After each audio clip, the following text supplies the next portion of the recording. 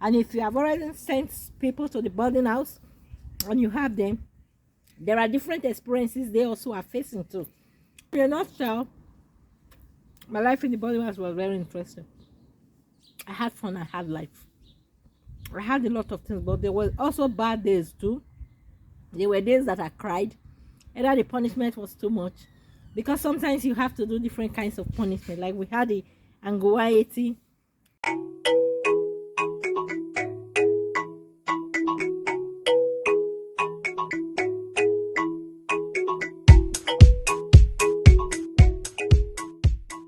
Had the pig pain where you come down, put your finger down, and raise one of your legs up.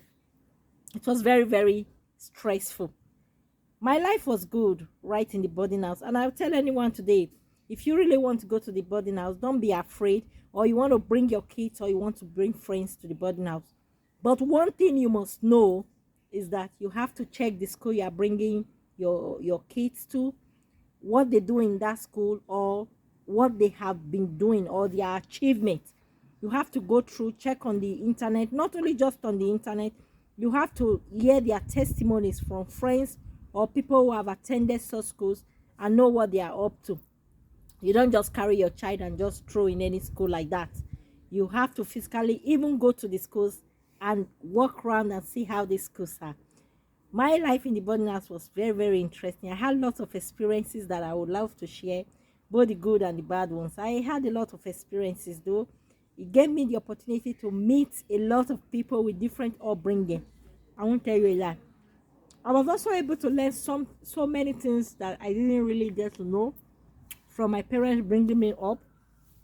I had challenging moments though. I really did have challenging moments in the boarding house.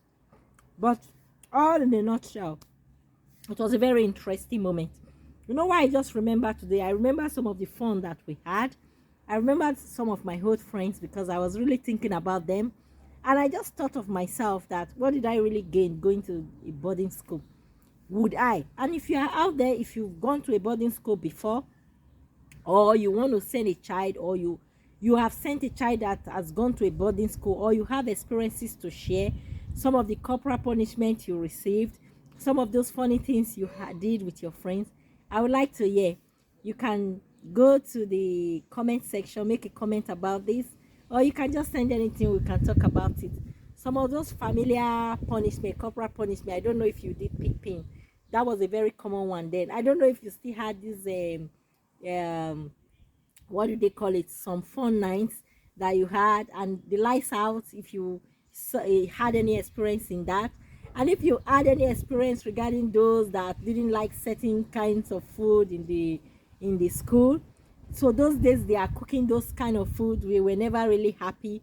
So but it's compulsory to go to the ref, that's the cafeteria, to eat. So you still have to go there, you still have to eat.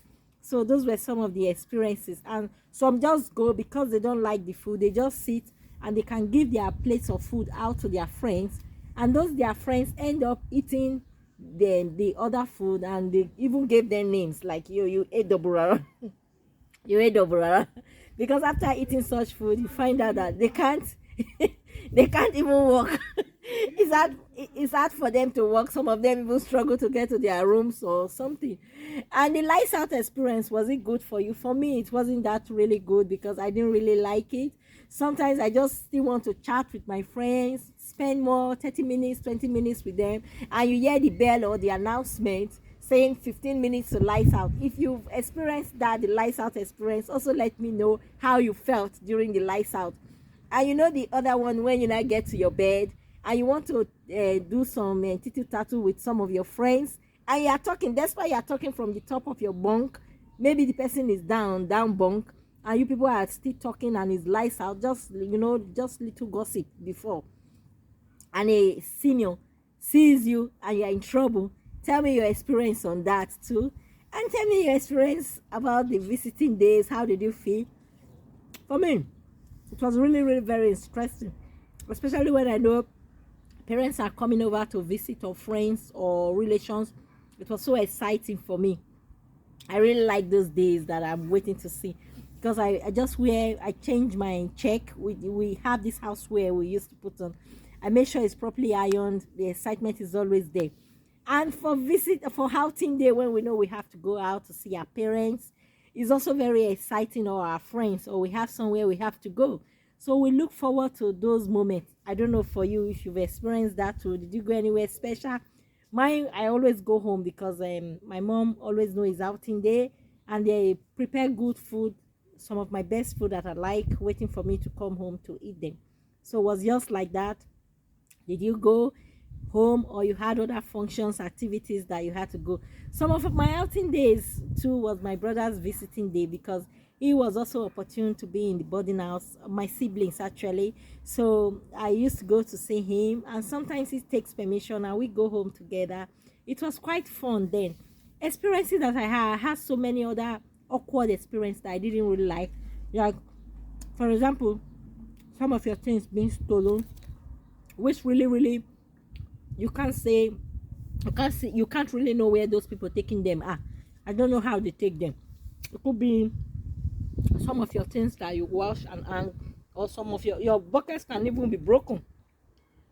Maybe somebody wants to use it and they accidentally broke it. They won't bother to come and tell you they've done that.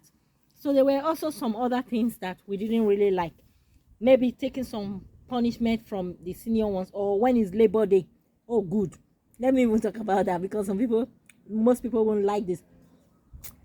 When it's Labor Day, and maybe one senior, one prefect doesn't just like your face for reason I don't know, or they don't like your school mother, they want to give you a very hard portion of the grass to cut, something to do, very hard portion, even bathroom to wash, or some other things.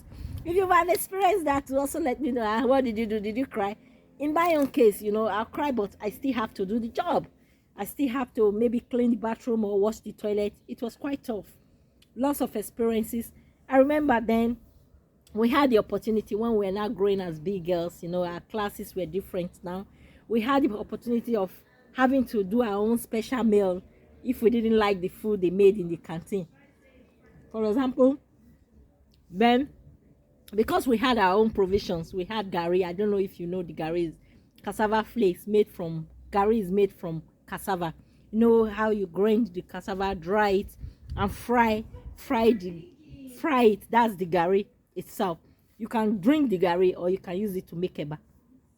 Those days we wanted eba, but some days it's not eba in the refectory or in the food hall. So what we do on those days, and we feel we are really craving for this, we put hot water, make the gari in form of eba, then open some of the provisions that we had, like the geisha. Geisha is just fish in tomato sauce. I know most people will know that. Pour it in a plate, add some pepper. It could be dried pepper, because we always had this powdered pepper. Add it to the pepper and eat it, and it will be like eating eba and stew, and that improvised somehow. So those were some of the things. It was fun, and there was a name we usually call it, ebange. I don't know if you ebange, that came from eba and geisha. So that was ebange. We will ask your friends, are you taking ebange? And there was a time that I also remember this very well. I can't forget. Some of my friends, they wanted gari. We wanted to drink gari. The gari was not enough. I don't know if you've had this experience. If you've also had it, share with me. I want to know. We poured the gari in the bowl. We're about 5 or so, big girls, I'll claim. We poured the gari on the bowl. It wasn't enough. It wasn't going to be enough. Then somebody that suggested, let's leave this gari to rise. When I mean rise, is for the water to go down. Then gari sips up. It will appear like it's so much now for us. So that was what happened. And once one person saw that happened, and the gari became so thick, not like in a drinkable form, and she just said something to make us all laugh. This gari is butu butu. That was a slang that I can't really forget it now. Whenever I just sit there, I remember some of my friends, and I just laughed. She said gari is butu butu. We added more water, and it became very light. And she used the language again. Gari is laga. So I had laga and butu butu. I don't know what language that is. That can't leave my brain till now. If you've come across such, or if you've come across any day at all you want to take some gari and you've added water and it's very thick, not like easily drinkable, also let me know. These experiences or these things is what we see daily, even at home, even in the body now. So that was experience, that was different thing. And when we have to wash our clothes during, we have the days that is days for you to wash your clothes, to do things. And if you wash your clothes, that is not all those days, it was tough. So some experiences, and having to maybe take your bath with all other people, you don't have to be shy. That was a common thing that was done then. So how did you feel then? Was it embarrassing for you? So also let me know. For me, it wasn't quite embarrassing. It was good. Because I usually am the free one. But for some people, for some reasons or the other, they were not really, really comfortable. And we also had a place where we had to, like a slab, where you had to do your washing for your plate, your clothes, and all that. It was quite interesting. But along the line, some of my things were missing, and I couldn't really get them back. And it gave really a lot of stress at home. My mom was angry that I was careless in school. But I will tell you, if you have a child and she comes back home, most times it's not the child's fault, because there are some people in the boarding house that will still take your things, no matter how you try to protect them. Another interesting thing that I saw, that I really noticed too, that was really very exciting, is when we have our sanitation days, where the different prefect, house mistress, and all that, we have to come to your ward or your room, just like they do inspections in the hospitals. They go around. It was quite interesting. You just keep saying in your mind, oh, let me not fail my group. That was also fun. I really did have fun, and I'm happy. So if you are there, you are anybody, mother, brother, uncle, sister, and you are really thinking of any of your relations to go into the boarding house, our advice, don't be scared at all. If I survived it, if I went through it, I don't know how it is now anyway, but what I'm trying to say is not as bad as we might be thinking. Allow all these children have different experiences that they want to have. It might turn out to be good. It might just turn out that they have more things that they don't really know. But I will also use the opportunity to say this. So many people have gone through a lot of pains, even right in the boarding house. They've lost a lot of things, personally, emotionally, and all that. I will tell you, don't worry. If it's what can heal, with time it will heal. If it's not what can heal and you feel you really hurt, just take it easy. Don't worry, things will still sort itself out. But what I'm saying is my own personal experience at this time, what I saw in the boarding house, my life in the boarding house, and how I met a lot of people. Fortunately for me, and unfortunately too, I still get in touch with some of them that we schooled together. We went to the boarding house together, because the bond is always there for you and these people. But unfortunately, I've also lost contact with so many people that I went to the boarding house with, because they've all passed their difference where they came from different states, and they've all gone back, and no contact, and nothing. So what I've said now is my life. I don't know what you have seen too, your experiences. Let me know, because I know so many people have gone to the boarding house. And what was the reason that you were sent to the boarding house? I want to know. Was it just for the experience your parents wanted you to get, or they just wanted you to leave the house, or you had parents that were always traveling, that were never around for kids? So whatever the reasons, also let me know if you feel you can share. But for my parents wanted us to have the experience of being in the boarding house. So myself and my siblings and my elder ones were all sent to the boarding house. So, but thankfully, it was a great experience that we all had. It was a way of learning new things. I learned a lot of different things, both good and bad. I've said some good ones, and some bad ones too. I've also said some bad habits I learned, but I didn't really do any of those things. Like some girls having to sneak out of the school, at night, or when it's lights out, they won't go to bed, they will be doing other things. I can imagine. But they are always there, good people, bad people. It just depends on how you can tolerate one another. You understand what I mean? Sometimes it's even good to be in midst of everyone, both good and bad. Learn all the experiences, good and bad experience, so you know where to put yourself. What do you think? If you have anything to say about that? Also let me know. Do you want to learn just the good things first and don't think of the bad ones, or you just want to know both good and bad and see how you can really check yourself? All right, for me, I have lots of experiences, and I hope information this video will be of good information to you. And I will tell you, if you have anybody who wants to go to the boarding house, or you want to send your kids, you want to send your friends, you want to send family members, all you have to do is to know more about the schools you're sending them to. You can read, you can, most things are on the internet these days anyway.